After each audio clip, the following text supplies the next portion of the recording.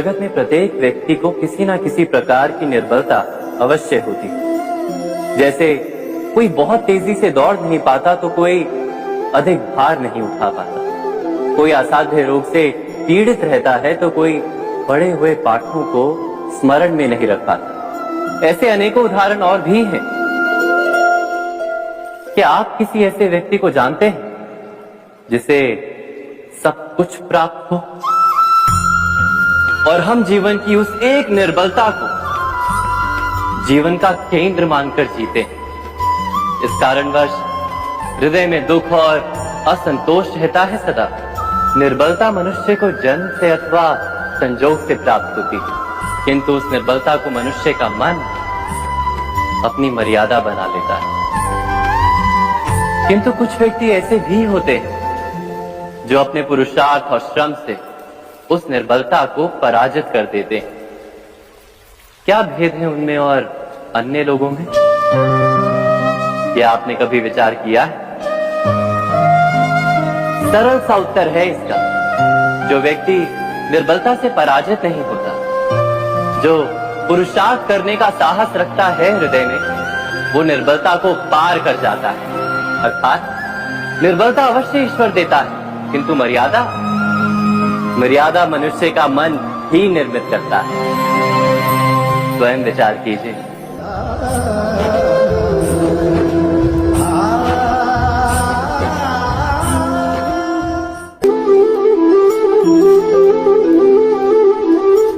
भविष्य का दूसरा नाम है संघर्ष।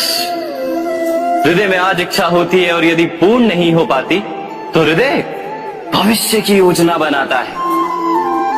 भविष्य में इच्छा पूर्ण होगी ऐसी कल्पना करता रहता है, किंतु जीवन ना तो भविष्य में है ना अतीत में। जीवन तो इस क्षण का नाम, अर्थात इस क्षण का अनुभव ही जीवन का अनुभव। पर हम ये जानते हुए भी इतना सा सत्य समझ नहीं पाते। या तो हम बीते हुए समय के स्मरणों को घेर कर बैठे रहते, या फिर आने वाले समय के लिए हम योजनाएं बनाते रहते हैं और जीवन जीवन बीत जाता है। एक सत्य यदि हम हृदय में उतार लें कि ना हम भविष्य देख सकते हैं, ना ही भविष्य निर्मित कर सकते हैं, हम तो केवल धैर्य और साहस के साथ भविष्य को आलिंगन दे सकते हैं, स्वागत कर सकते हैं भविष्य का। तो क्या जीवन का हर पल जीवन से नहीं भर जाएगा? स्वयं विचार कीजिए।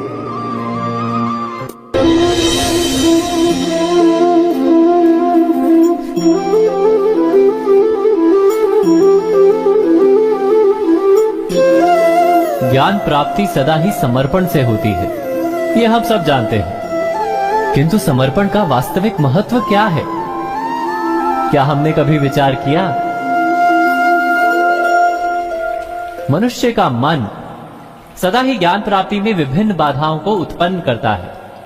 कभी किसी अन्य विद्यार्थी से ईर्ष्या हो जाती है, कभी पढ़ाए हुए पाठों पर संदेह जमता है और कभी गुरु द्वारा दिया गया दंड मन को अहंकार से भर देता है। नहीं, क्या ऐसा नहीं होता? न जाने कैसे कैसे विचार मन को भटकाते हैं और मन की इसी अयोग्य स्थिति के कारण हम ज्ञान प्राप्त नहीं कर पाते। मन की योग्य स्थिति केवल समर्पण से निर्मित होती है। समर्पण मनुष्य के अहंकार का नाश करता है, ईर्ष्या, महत्वाकांक्षा आदि भावनाओं को दूर कर हृदय को शांत करता है और मन को एकाग्र करता है। वास्तव में ईश्वर की सृष्टि में ना ज्ञान की मर्यादा है ना ज्ञानियों की। गुरु दत्तात्रेय ने तो गाय और श्वान से भी ज्ञान प्राप्त कर लिया था। अर्थात विषय ब्रह्म ज्ञान का हो या जीवन के ज्ञान का या गुरुकुल में प्राप्त होने वाले ज्ञान का, उसकी प्राप्ति के लिए गुरु से अधिक महत्व है उस गुरु के प्रति हमारा समर्पण। क्या ये सत्य नहीं?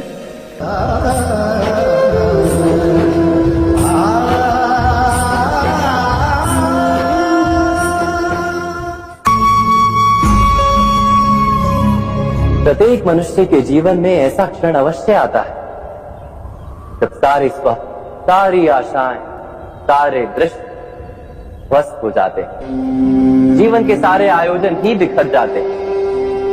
एक और धर्म होता है और दूसरी ओर सुख। इसी को धर्म संकट कहते हैं। जब धर्म का वहन ही संकट हो और धर्म का त्याग ही सुख।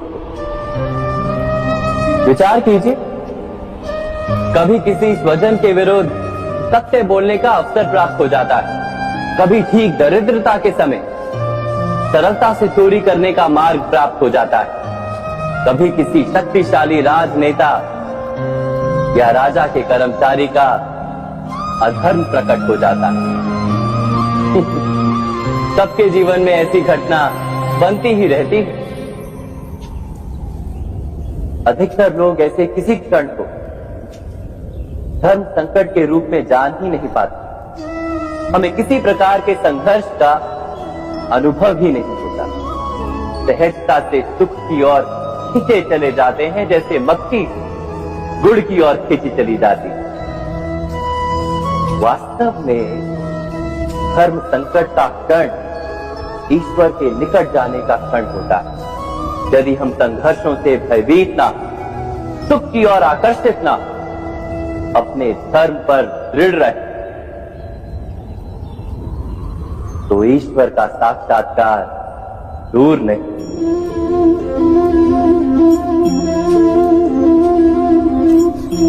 पवन से युद्ध करने वाला पत्ता यदि पेड़ से गिरता है तो भी आकाश की ओर उठता है।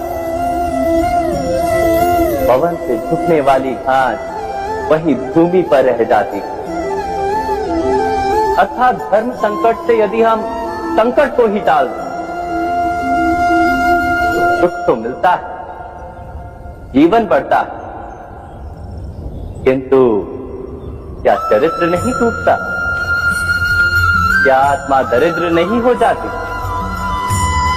क्या ईश्वर से अंतर नहीं हो जाता?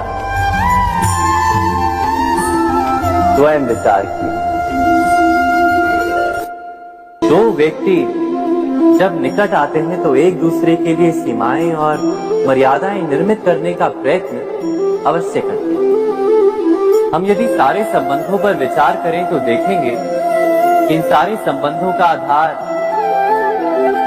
यही सीमाएं हैं जो हम दूसरों के लिए निर्मित करते हैं। और यदि अनजाने में भी कोई अन्य व्यक्ति इन सीमाओं को तोड़ता है तो उसी क्षण हमारा हृदय क्रोध से भर जाता है। इन सीमाओं का वास्तविक रूप क्या है? क्या हमने कभी विचार किया? सीमाओं के द्वारा हम दूसरे व्यक्ति को निर्णय करने की अनुमति नहीं देते। अपना निर्णय उस व्यक्ति पर थोप देते, अर्थात किसी की स्वतंत्रता का अस्वीकार करते हैं। और जब स्वतंत्रता का अस्वीकार किया जाता है तो उसका हृदय दुख से भर जाता है। और जब वो सीमाओं को तोड़ता है तो हमारा हृदय क्रोध से भर जाता है। क्या ऐसा नहीं होता?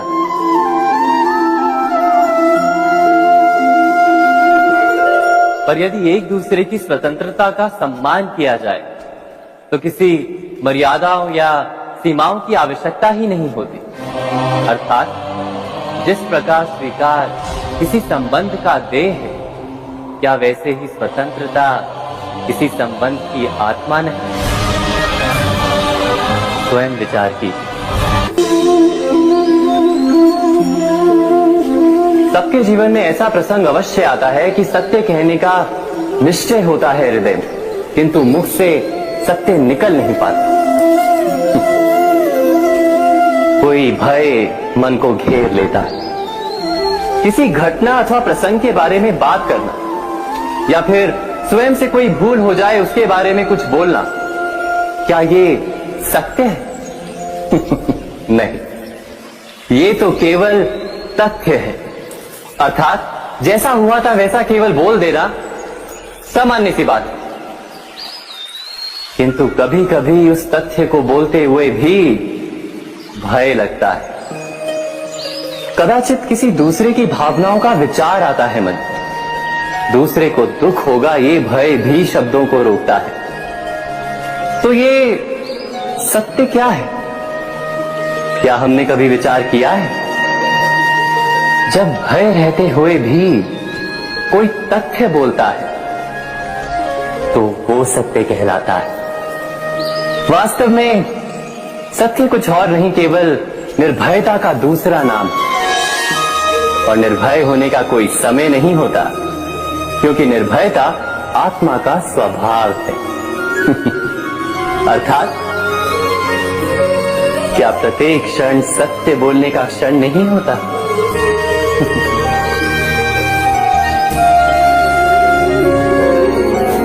स्वयं विचार कीजिए।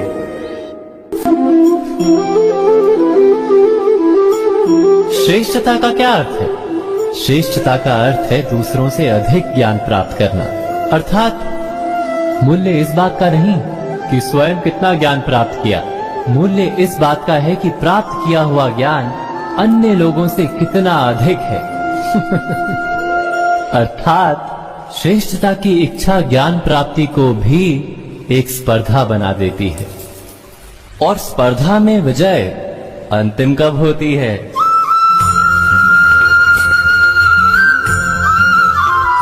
कुछ समय के लिए तो श्रेष्ठ बना जा सकता है, किंतु सदा के लिए कोई श्रेष्ठ नहीं रह पाता। फिर वही असंतोष, पीड़ा और संघर्ष जन्म लेता है।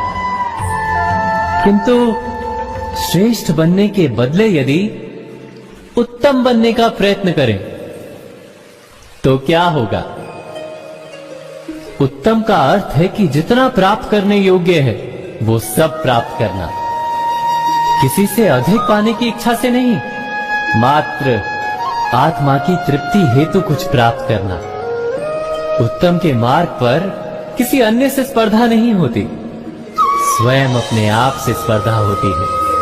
अर्थात उत्तम बनने का प्रयत्न करने वाले को देर अबेर सारा ज्ञान प्राप्त हो जाता है, बिना प्रयत्न के ही वो श्रेष्ठ बन जाता है। किंतु जो श्रेष्ठ बनने का प्रयत्न करता है वो श्रेष्ठ बने या ना बने, उत्तम कभी नहीं बन पाता।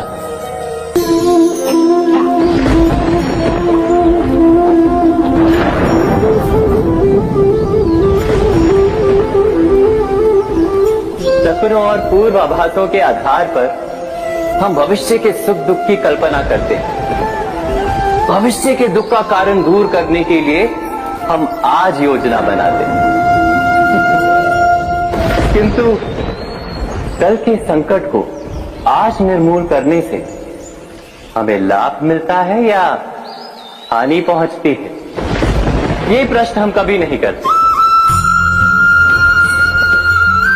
सत्य तो ये है कि संकट और उसका निवारण साथ जन से, व्यक्ति के लिए भी और सृष्टि के लिए भी। नहीं, आप अपने भूतकाल का स्मरण कीजिए, इतिहास को देखिए, आप तुरंत ही ये जान पाएंगे कि जब जब संकट आता है तब तब उसका निवारण करने वाली शक्ति भी जन्म लेती। यही तो जगत का चलन है। वस्तुतः संकट ही शक्ति के जन्म का कारण है। प्रत्येक व्यक्ति जब संकट से निकलता है तो एक पद आगे बढ़ा होता है, अधिक चमकता है, आत्मविश्वास से अधिक भरा होता है, न केवल अपने लिए अपितु विश्व के लिए भी। क्या ये सत्य नहीं? वास्तव में संकट का जन्म है एक अवसर का जन्म, अपने आप को बदलने का, अपने विचारों को ऊंचाई पर करने का अवसर, अपनी आत्मा को बलवान और ज्ञान मंडित बनाने का अवसर।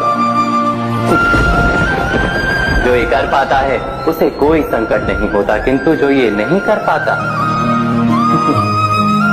वो तो स्वयं एक संकट है विश्व के लिए। विचार कीजिए।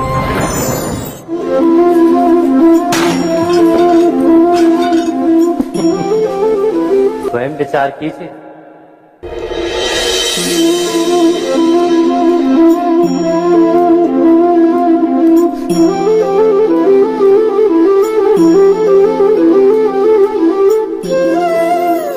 का हर क्षण निर्णय का क्षण होता है। प्रत्येक पद पर दूसरे पद के विषय में कोई निर्णय करना ही पड़ता है और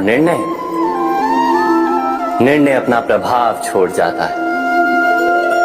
आज किए गए निर्णय भविष्य में सुख अथवा दुख निर्मित करते हैं, ना केवल अपने लिए, अपने परिवार के लिए, आने वाली पीढ़ियों के लिए। जब कोई दुविधा सामने आती है तो मन व्याकुल हो जाता है, अनिश्चय से भर जाता है। निर्णय का वो क्षण युद्ध बन जाता है और मन बन जाता है युद्ध भूमि। अधिकतर निर्णय हम दुविधा का उपाय करने के लिए नहीं, केवल मन को शांत करने के लिए लेते हैं। पर क्या कोई दौड़ते हुए भोजन कर सकता है? नहीं। तो क्या युद्ध से जूझता हुआ मन कोई योग्य निर्णय ले पाएगा? वास्तव में शांत मन से जब कोई निर्णय करता है तो अपने लिए सुखद भविष्य बनाता है। किंतु अपने मन को शांत करने के लिए जब कोई निर्णय करता है तो वो व्यक्ति भविष्य में अपने लिए कांटों भरा वृक्ष लगाता है। स्वयं विचार कीजिएगा।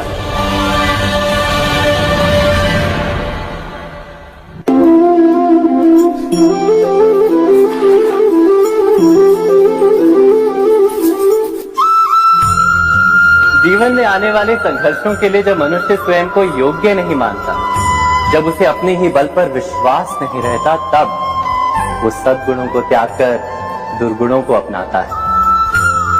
वस्तुतः मनुष्य के जीवन में दुर्जनता जन्म ही तब लेती है जब उसके अंतर में आत्मविश्वास नहीं होता।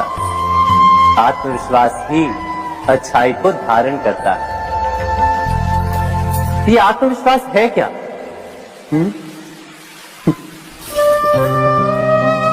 जब मनुष्य ये मानता है कि जीवन का संघर्ष उसे दुर्बल बनाता है, तो उसे अपने ऊपर विश्वास नहीं रहता। वो संघर्ष के पार जाने के बदले संघर्ष से छूटने के उपाय ढूंढने लगता है। किंतु जब वो ये समझता है कि ये संघर्ष उसे अधिक शक्तिशाली बनाते हैं, ठीक जैसे व्यायाम करने से देह की शक्ति बढ़ती है, तो प्रत्येक संघर्ष के साथ उसका उत्साह बढ़ता है। अर्थात आत्मविश्वास और कुछ भी नहीं, मन की स्थिति, जीवन को देखने का दृष्टिकोण मात्र है। और जीवन का दृष्टिकोण तो मनुष्य के अपने वश में होता है। स्वयं विचार कीजिए।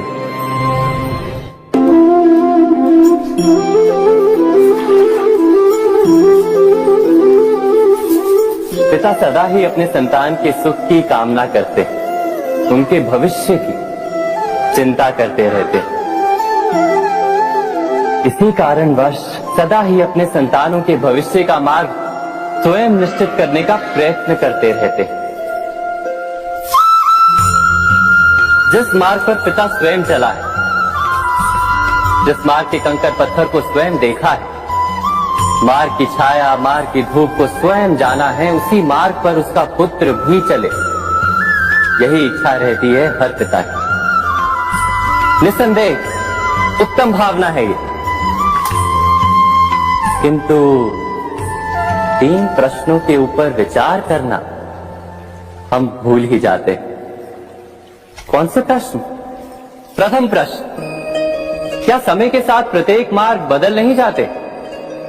क्या समय सदा ही नई चुनौतियों को लेकर नहीं आता? तो फिर बीते हुए समय के अनुभव नई पीढ़ी को किस प्रकार लाभ दे सकते हैं? दूसरा प्रश्न, क्या प्रत्येक संतान अपने माता पिता की छवि होता है? हाँ, संतानों को संस्कार तो अवश्य माता पिता देते हैं, किंतु भीतर की क्षमता तो ईश्वर देते हैं। तो जिस मार्ग पर पिता को सफलता मिली है, विश्वास है कि उसी मार्ग पर उसकी संतानों को भी सफलता और सुख प्राप्त होगा। तीसरा प्रश्न, क्या जीवन के संघर्ष और चुनौतियां लाभकारी नहीं होती? क्या प्रत्येक नया प्रश्न एक नए उत्तर का द्वार नहीं खोलता?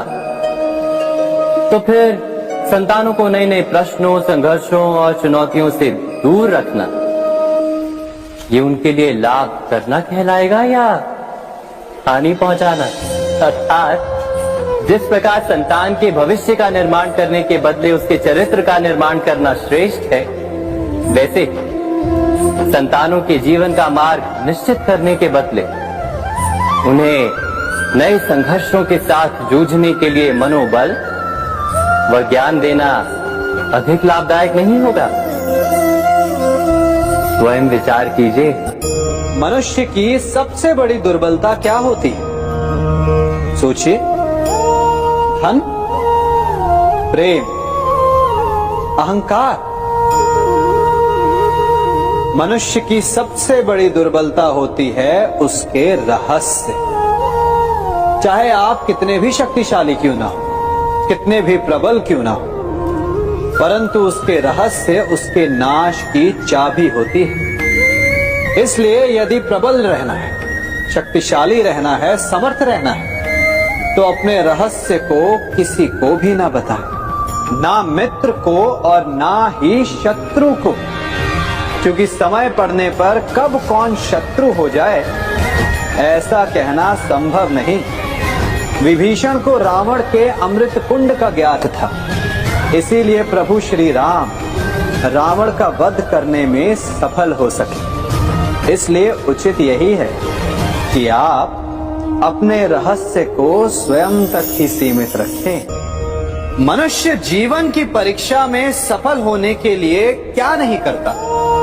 वो परिश्रम करता है, दौड़ भाग करता है, और ये सब करने के पश्चात भी जब उसका काम नहीं बनता तो वो नकल करता है ना? तनिक लौटिए अपने बचपन में, स्मरण कीजिए अपने बचपन की स्मृतियों का। क्या स्मरण हुआ? विद्यालय में जब आप परीक्षा देने जाते थे तो क्या होता था? आप ना सही, परंतु कोई ना कोई सफलता पाने के लिए नकल करता ही था और उत्तीर्ण भी हो जाता था, है ना? परंतु जीवन की परीक्षा ऐसी नहीं होती। नकल करने वाला सफल नहीं होता। कारण विद्यालय में सबके प्रश्न पत्र एक होते थे, परंतु जीवन के प्रश्न पत्र और उनकी कठिनाई सबके लिए भिन्न होती, तो निश्चित रूप से उनके उत्तर भी भिन्न होंगे ना। इसलिए यदि आपको जीवन में सफलता पानी है तो नकल ना कीजिए, स्वयं के प्रश्नों का उत्तर स्वयं ढूंढिए और सफलता आपकी ही होगी। मनुष्य का जीवन हार और जीत, विजय और पराजय, सफलता और असफलता के मध्य झूलता रहता है। आपके साथ भी ऐसा होता होगा, है ना? जब आप सफल होते हैं, किसी चुनौती पर विजय पाते हैं, तो मन प्रसन्नता से आनंद के उपवन में झूमने लगता है, और जब आप असफल होते हैं तब मन दुख और पीड़ा के सागर में डूबने लगता है। परंतु वास्तव में सफलता और असफलता है क्या? तनिक ध्यान से सोचिए। ये केवल हमारी मनोस्थिति मात्र है। हमारी पराजय तब नहीं होती जब हमारा शत्रु विजय प्राप्त कर ले। हमारी पराजय तब होती है जब हम पराजय स्वीकार करें। हम असफल तब नहीं होते जब हम लक्ष्य न पा सके। हम असफल तब होते हैं जब हम प्रयास करना बंद कर दें। इसलिए प्रयास करते रहें और हार ना माने, क्योंकि जिस दिन आप हार स्वीकारना बंद कर देंगे, जीत आपके चरणों में होगी। अब सबने बरगद के वृक्ष को तो देखा ही होगा। क्या आपको ज्ञात है, बरगद के वृक्ष के बीज का आकार राई से भी छोटा होता है, परंतु बरगद का वृक्ष संसार के महाकाय वृक्षों में जाना जाता है। जब उसका जन्म होता है तब उसमें वो जटाएं, वो शाखाएं नहीं होती, परंतु जैसे जैसे उसका विस्तार होता है, जैसे जैसे वो अधिक शाखाओं का भार उठाता है, अधिक पत्तियों का सृजन करता है, वैसे वैसे उसकी शाखाएं जटाएं बनकर जड़ तक पहुंचती है और इस वृक्ष को सहारा देती है। ये जीवन का बहुत महत्वपूर्ण पथ है। बिना लोभ लालच शुभ कार्य कर अन्य लोगों की सहायता करें। धीरे धीरे आपने जिनकी सहायता की वो आपके सहायक बनते जाएं, आपकी जड़ों को और बलशाली बनाएंगे, आयु मान और आकार बढ़ाएंगे। सहजीवन, सहायता और निष्काम कर्म आपको मृत्यु के पश्चात भी मरने नहीं देगा, आपको अमर रखेगा। हमारा शरीर प्रकृति का एक महान आविष्कार है। इससे जटिल संरचना संसार में और कोई नहीं। हमारा शरीर जितना जटिल है, यदि इसे ठीक से जाना जाए तो इससे अधिक सरल ज्ञान देने वाला और कोई नहीं। हमारे शरीर में पंच इंद्रियां होती हैं जो हमें भाव, गुण और वस्तुओं का बोध कराती हैं। हमारे पास आंखें, नाक है, स्पर्श के लिए त्वचा है, कान है और जीभा है। सबका भिन्न भिन्न कार्य है। आंखों से देखना, कानों से सुनना, नथनों से श्वास लेना, त्वचा से स्पर्श करना और जीभा से स्वाद लेना। परंतु क्या आपने कभी सोचा कि प्रकृति ने हमें 2 आंखें दी, 2 नथनें दी, 2 कान दी, स्पर्श के लिए ये पूरा शरीर दी, परंतु जीभा केवल 1 दी? ऐसा क्यों? क्योंकि प्रकृति चाहती है कि हम देखें अधिक, सुने अधिक और ज्ञान अधिक अर्जित करें, बोले कम। क्योंकि अधिक वाचाल नाश को निमंत्रण देता है। स्मरण रखिएगा।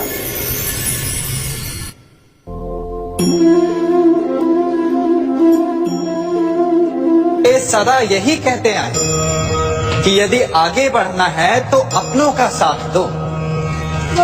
सत्य कहते हैं, अपनों का साथ देना ही चाहिए, परंतु साथ देने से पूर्व ये अवश्य पहचान लेना चाहिए कि अपने हैं कौन।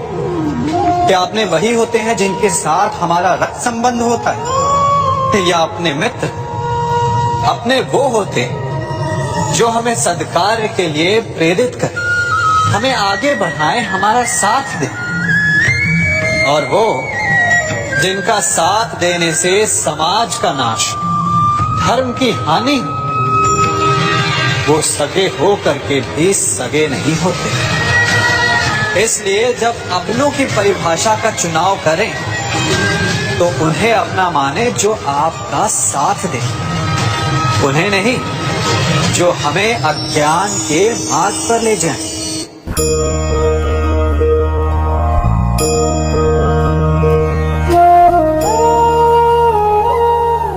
आप जिनसे प्रेम करते हैं, सदा उनके समीप रहना चाहते हैं, नहीं चाहते कि कभी अपनों से दूर होना पड़े, बिछड़ना पड़े। परंतु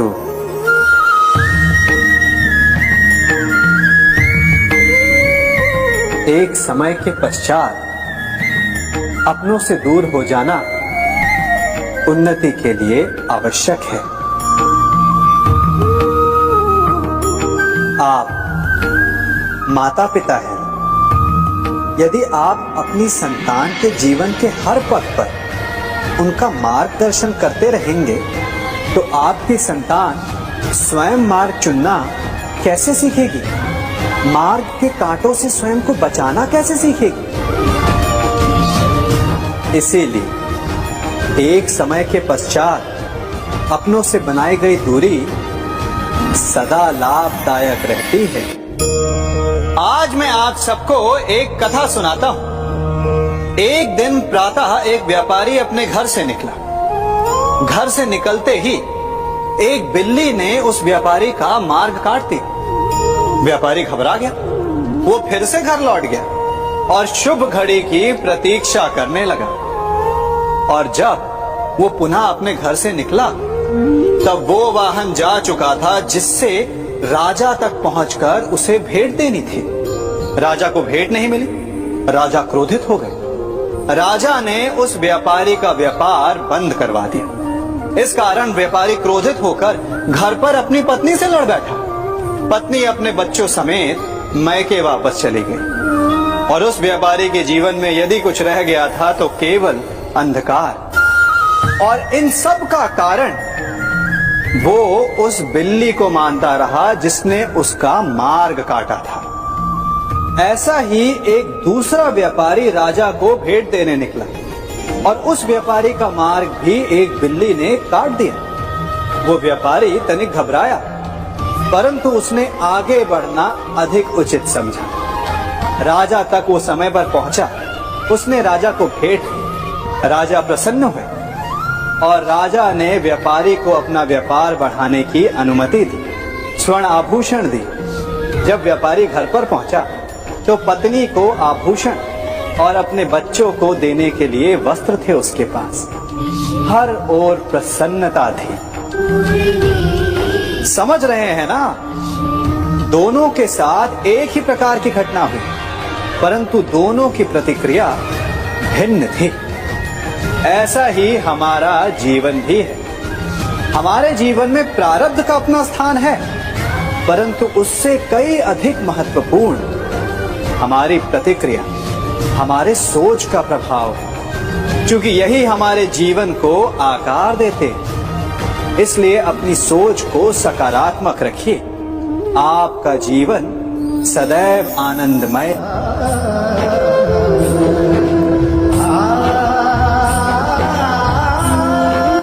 हम सभी अपने जीवन में कोई ना कोई कार्य करते हैं तो थकान की अनुभूति होती है, और यदि थकान ना उतरे तो कार्य करने का मन नहीं करता।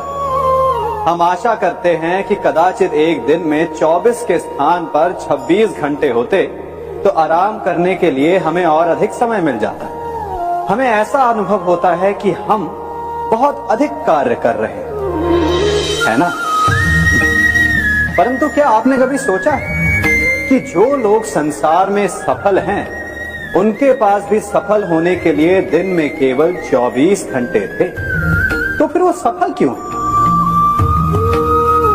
इसका एक छोटा सा रहस्य है। वो कार्य चुनते हैं जो उन्हें प्रिय है, जिसे करने में उन्हें आनंद आता है। उन्हें लगता ही नहीं कि वो कार्य कर रहे हैं, उन्हें लगता है कि वो प्रतिपल आनंद मना रहे हैं। और जब आप आनंद मनाते हैं तो थकान कैसी?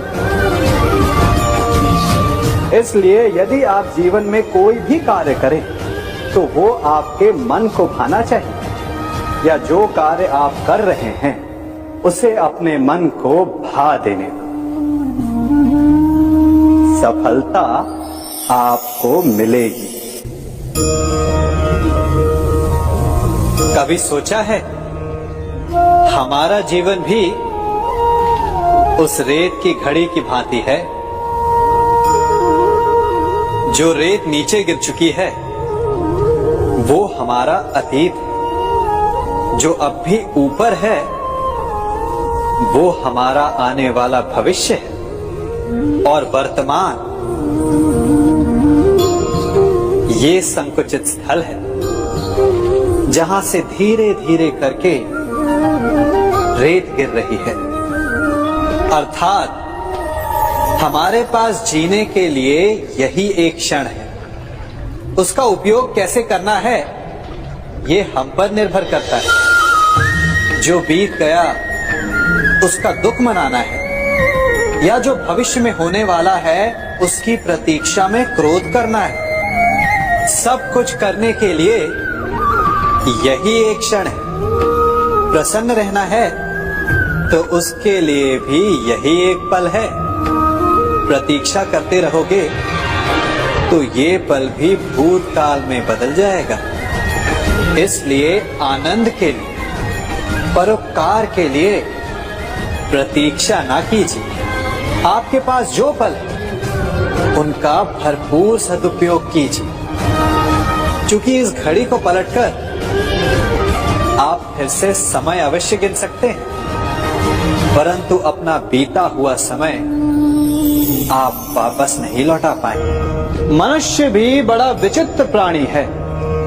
अपनों से नीचे के स्तर के लोगों को वो हे दृष्टि से देखता है, उनका उपहास उड़ाता है, उनसे बार बार कहता है कि तुम्हारा कुछ नहीं हो सकता, तुम भविष्य में कुछ नहीं कर पाओगे। जब मनुष्य के पास धन, संपत्ति, मान होता है तो वो दूसरों का आदर नहीं करता, परंतु वो एक बात भूल जाता है कि उससे भी अधिक शक्तिशाली कोई अस्तित्व में है, और वो है समय। काल काल अपना चक्र कब बदलेगा ये कोई नहीं जानता। समय अपनी करवट कब लेगा ये कोई नहीं जानता। कोयला भी समय के साथ साथ हीरे में परिवर्तित हो जाता है। इसलिए जीवन में कभी भी किसी का भी उपहास नहीं उड़ाना चाहिए।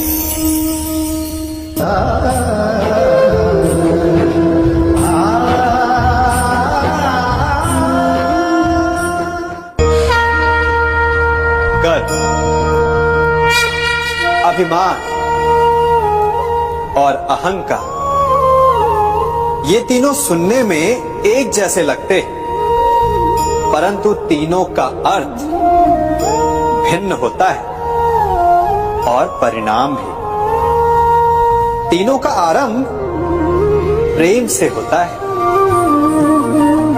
स्वयं से प्रेम, परिश्रम हमारे मन में गर्व को जन्म देता है और सफलता अभिमान जगाती है। यहां तक ठीक है, परंतु जब ये भावना अहंकार बन जाती है तब वो समस्या बन जाती है, क्योंकि सबसे बुरा अंत अहंकारी का ही होता है। परंतु मनुष्य के लिए पहेली यही है कि पहचाना कैसे जाए कि अहंकार जग गया है और उसका दमन आवश्यक है। इसका उत्तर मैं नहीं, आपका मन देगा। जब तक आप स्वयं से प्रसन्न हैं, जब तक आप सबसे ऊंचा उठने का प्रयास कर रहे हैं, तब तक ठीक है। परंतु जब आपके मन में दूसरों को नीचा समझने का भाव आ जाए तो सावधान हो जाइए, क्योंकि यही अहंकार है जो वास्तव में आपको हीन कर रहा है।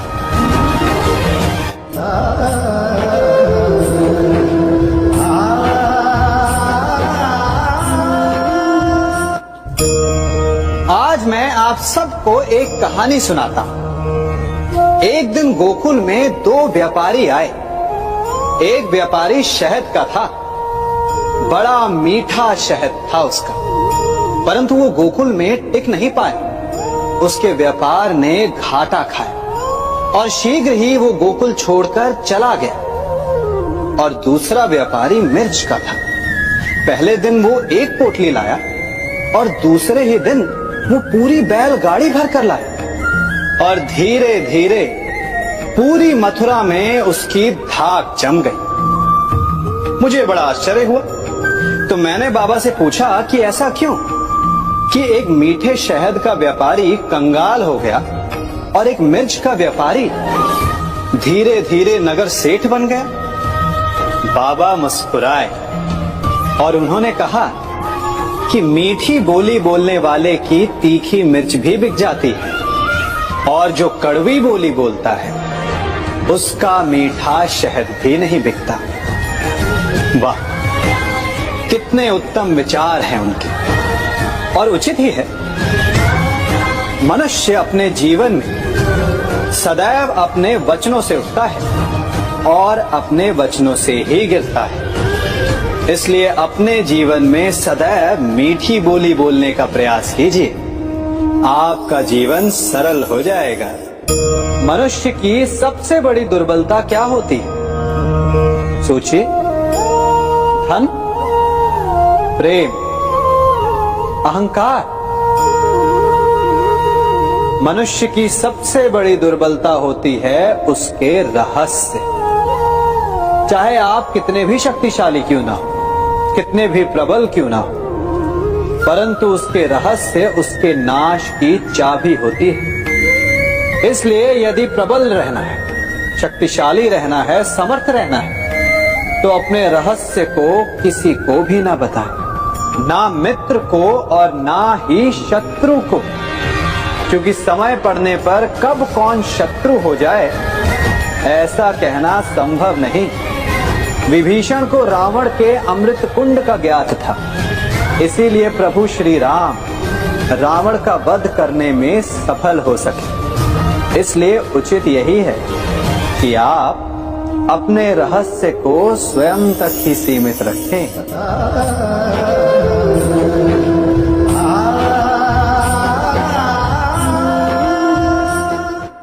युवा अवस्था भी हमारे जीवन का कितना सुंदर काल होता है ना। बाहु में बल, मन में कुछ बड़ा कर जाने की चाह, आंखों में भविष्य के सुंदर और कोमल सपने। और इसी अवस्था में मनुष्य के भीतर पनपता है प्रेम। किसी को देखकर उस पर मन मोहित हो जाता है और फिर मनुष्य अपना सब कुछ उस पर न्यौछावर कर देना चाहता है। फिर प्रेम की परिणति होती है विवाह में। क्यों?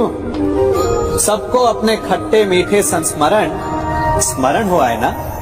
परंतु यहीं से अधिकतर माता पिता और संतान के मध्य विचारों का विरोध प्रारंभ हो जाता है। संतान को लगता है कि उसका चुना जीवन साथी ही उसके लिए उपयुक्त है, और माता पिता को लगता है कि संतान अनजाने में भूल कर रही है। संतान का तर्क होता है कि उसे विवाह किससे करना है, ये उसका अधिकार है, और माता पिता का तर्क ये होता है कि अब भी जीवन साथी चुनने की समझ संतान में है ही नहीं। तो इस अवरोध को काटा कैसे जाए, उचित निर्णय कैसे लिया जाए?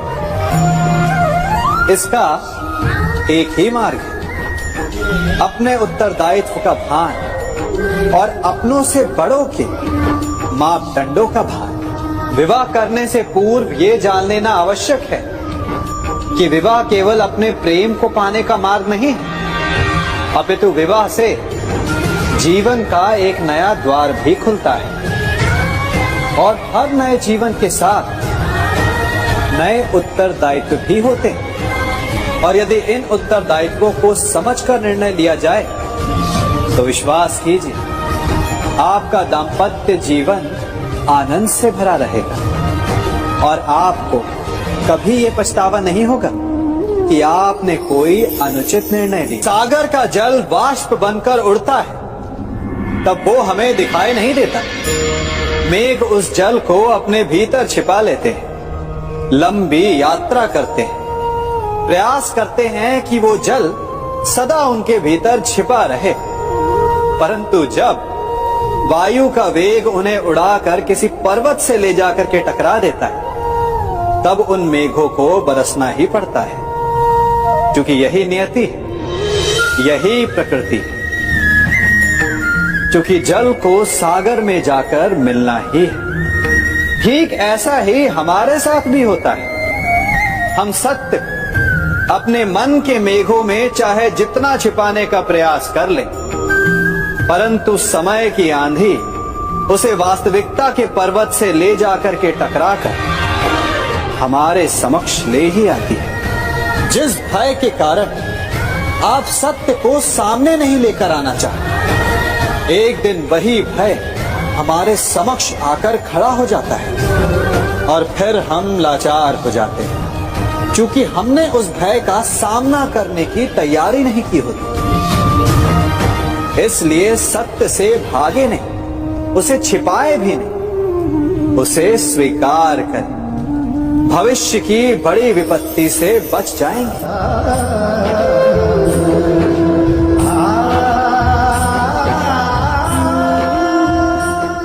कभी कभी आप सबके जीवन में एक ऐसी विचित्र समस्या अवश्य आती है कि शक्तिशाली के समक्ष मौन हो जाए।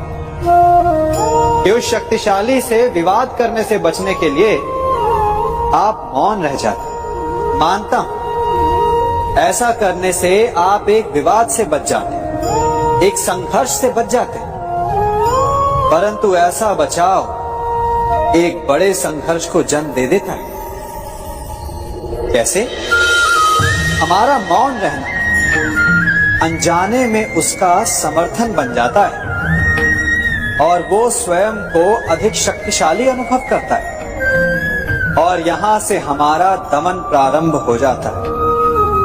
एक के बाद एक हम अन्याय में अनचाहे रूप से सम्मिलित होते चले जाते हैं।